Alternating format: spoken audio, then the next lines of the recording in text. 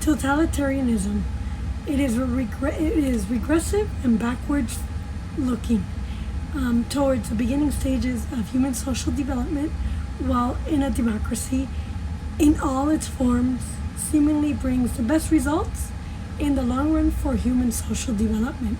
However, a pure democracy doesn't work, and it is a downgrade from a republican form of government like America.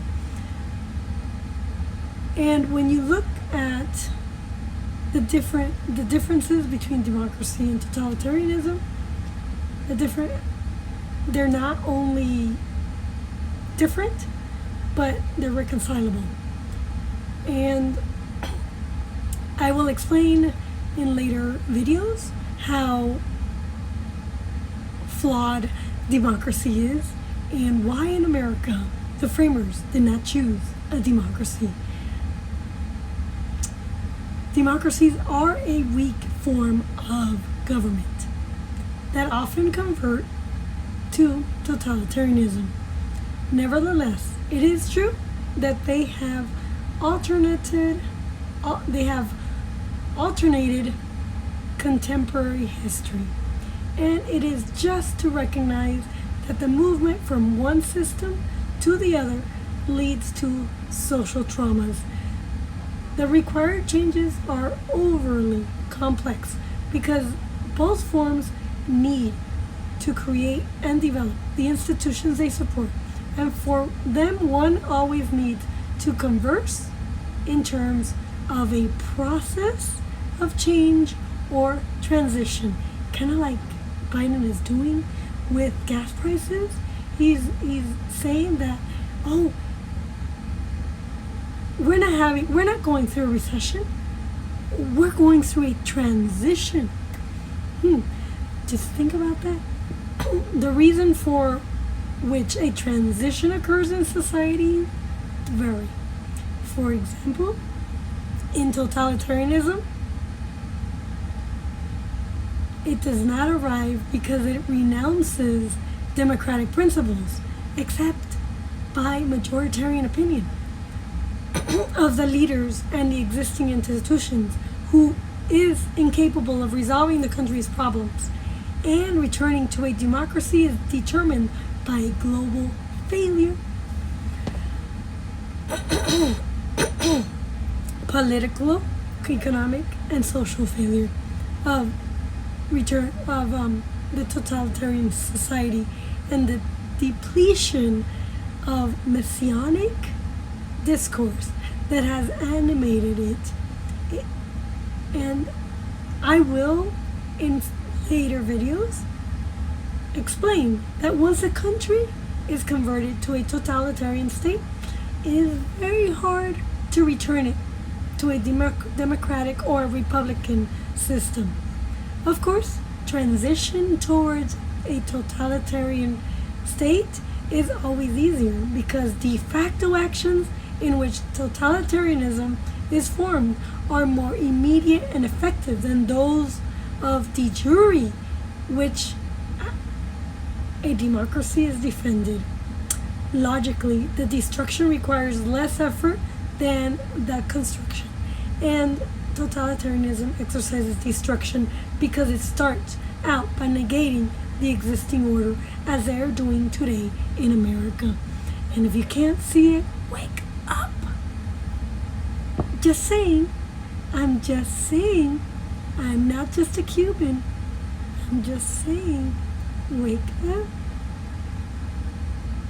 To compensate for the great void it provokes, totalitarianism defines and justifies itself as an appeal to value and deep societal emotions, which legitimate its irregular accession in countries with a long history and homogeneous population was realized through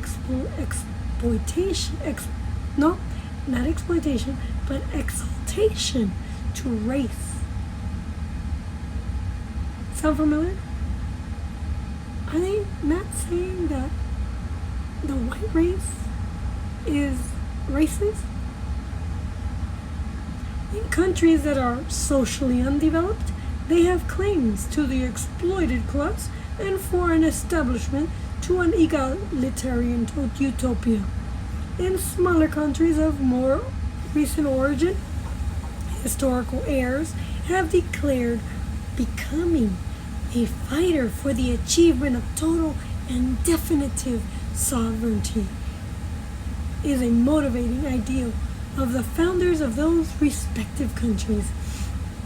The topic of sovereignty is eluded constantly and is shackling like a political drug to alienate its citizens with the ends of achieving the regime's purpose. The previous system is always globally condemned with every type of expletive, overwhelming it with scourges and propagating it with falsehoods. The new regime makes every excuse for its own excesses, and it looks upon an instrument of salvation for the country. With these tactics, it is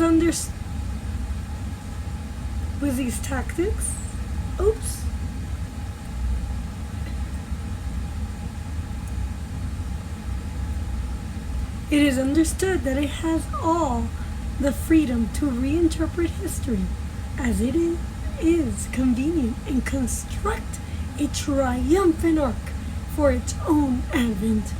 In totalitarianism, when it takes possession of a country, it always brings the intention of going beyond borders. One may think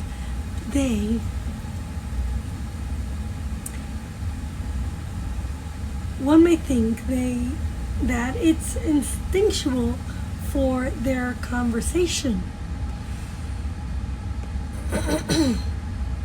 to find intentional support.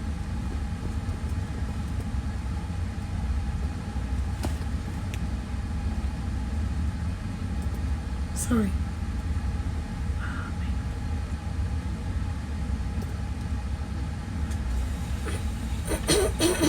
But soon it is demonstrated that it does it to understand that its messianism does not fit within the country's geographic dimensions that serves its operation base, and that it needs a larger political space. At first, its discourse is proclaimed with idealism and generality, but very soon its action runs its covert and illegal form that later becomes challenging. Once totalitarianism arrives at your door, it overstays its welcome.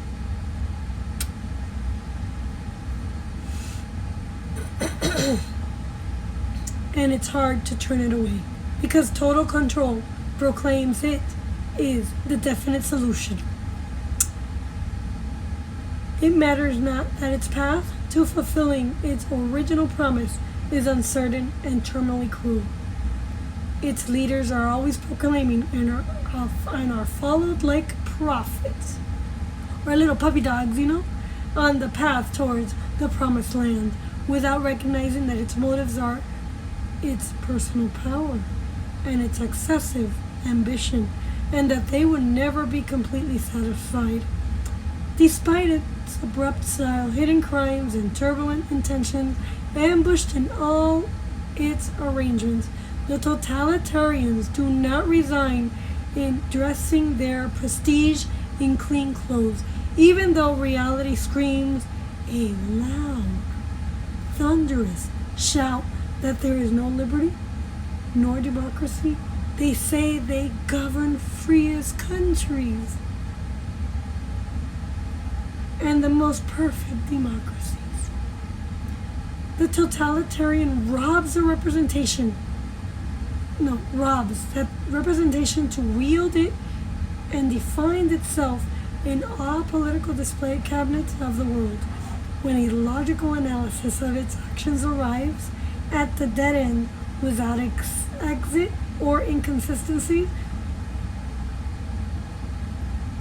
The totalitarian decides that it is time to disavow the language and established definitions, or dethrone the universal recognition of the Aristotelian method to establish a conclusion. In totalitarianism, immersed in a social political reality of the country at an elevated temperature, manages to merge all concepts and instances in one abstraction, although dotted with many facades, and these facades are the ones that later are permitted to demonstrate its practical and convenient side at each moment in its totalitarian management.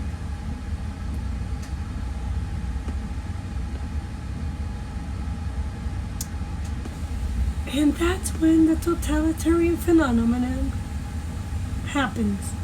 Separating ourselves now from the characteristics, we move on to analyzing totalitarianism as a social political phenomenon. Let's just say that every totalitarian foundation requires 4 factors that make an ideology possible. And those are the existence of a crisis in democracy, like the pandemic. Never let a crisis go to waste. The appearance of a charismatic leader like Obama. The historical situation, opportunity or situation, and a utopian ideal.